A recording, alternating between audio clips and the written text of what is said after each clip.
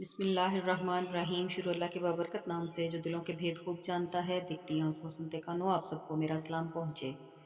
آپ کے بچے بھلے آپ سے پوچھیں یا نہ پوچھیں، آپ انہیں ضرور یہ بتایا کیجئے کہ ہم فلسطین سے کیوں محبت کرتے ہیں، کیونکہ یہ فلسطین انبیاء علیہ السلام کا مسکن اور سرزمین رہی ہے۔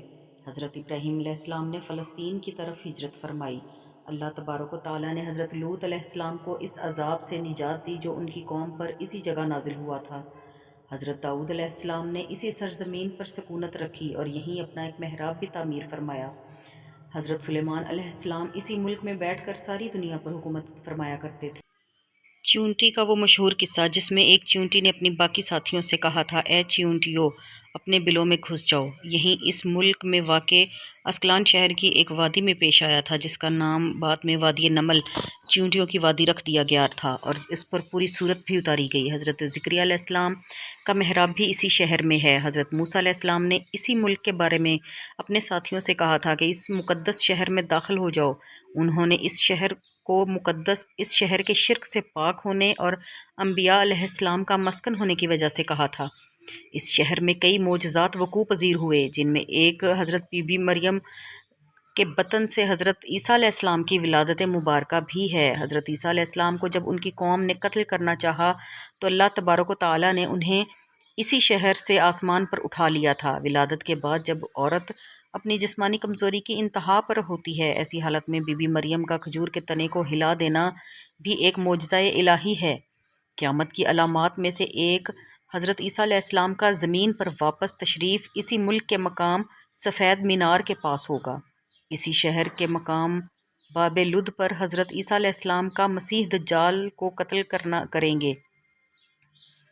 اسی شہر میں یاجوج و ماجوج کا زمین میں قتال اور فساد کا کام شروع ہوگا۔ اسی شہر میں وقوع پذیر ہونے والے قصوں میں سے ایک قصہ طالوت اور جالوت کا بھی ہے۔ فلسطین کو نماز کی فرضیت کے بعد مسلمانوں کا قبلہ اول ہونے کا بھی اعزاز حاصل ہے۔ ہجرت کے بعد حضرت جبرائیل علیہ السلام دوران نماز ہی حکم ربی سے آقا علیہ السلام کو مسجد اقصیٰ فلسطین سے بیت اللہ کعبہ مشرفہ مکہ مکرمہ کی طرف رخ کرا گئے تھے۔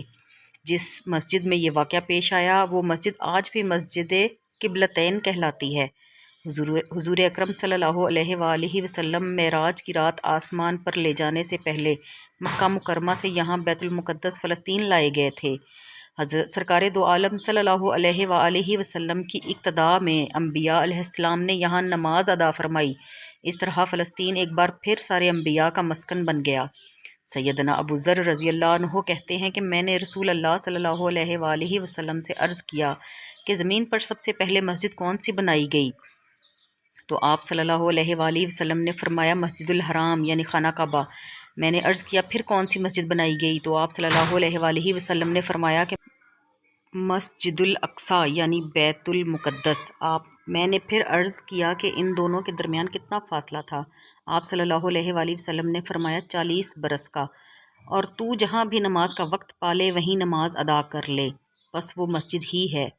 وصال حبیبنا صلی اللہ علیہ وآلہ وسلم کے بعد حضرت ابوبکر رضی اللہ عنہ کو ارتداد کی فتنہ اور دیگر کئی مشاکل سے نمٹنے کے لیے عسکری اور افرادی قوت کی اشد ضرورت کے باوجود بھی ارض شام فلسطین کی طرف آپ صلی اللہ علیہ وآلہ وسلم کا تیار کردہ لشکر بھیجنا، یہ بھی ایک ناقابل فراموش حقیقت ہے۔ اسلام کے سنہری دور فاروقی میں دنیا بھر کی فتوحات کو چھوڑ کر محض فلسطین کی فتح کے لیے خود سیدنا عمر رضی اللہ عنہ کا چل کر جانا اور یہاں پر جا کر نماز ادا کرنا اس ملک کی عظمت کو اجاگر کرتا ہے۔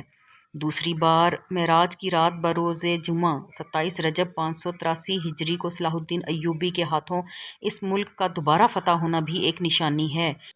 بیت المقدس کا نام قدس قرآن سے پہلے تک ہوا کرتا تھا۔ قرآن نازل ہوا تو اس کا نام مسجد اقصیٰ رکھ دیا گیا۔ قدس اس شہر کی اس تصدیق کی وجہ سے ہوا جو اسے دوسرے شہروں سے ممتاز کرتی ہے۔ اس شہر کے حصول اور اسے رومیوں کے جبر و استبداد سے بچانے کے لیے 5000 سے زیادہ صحابہ کرام رضوان اللہ علیہم اجمعین نے شہادت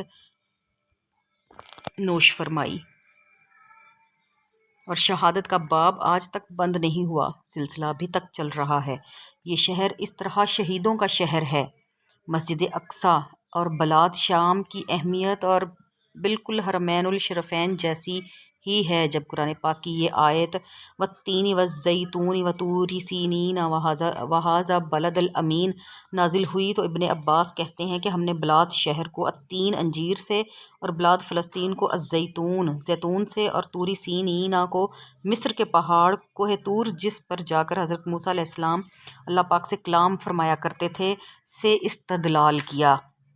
اور قرآن پاک کی یہ آیت مبارکہ وَلَقَدْ كَتَبْنَا فِي الزَّبُورِ الصالحون سے یہ استدلال لیا گیا کہ امت محمد صلی اللہ علیہ وآلہ وسلم حقیقت میں اس مقدس سرزمین کی وارث ہے۔ فلسطین کی عظمت کا اندازہ اس بات سے بھی لگایا جا سکتا ہے کہ یہاں پر پڑھی جانے والی ہر نماز کا اجر 500 گنا بڑھا کر دیا جاتا ہے۔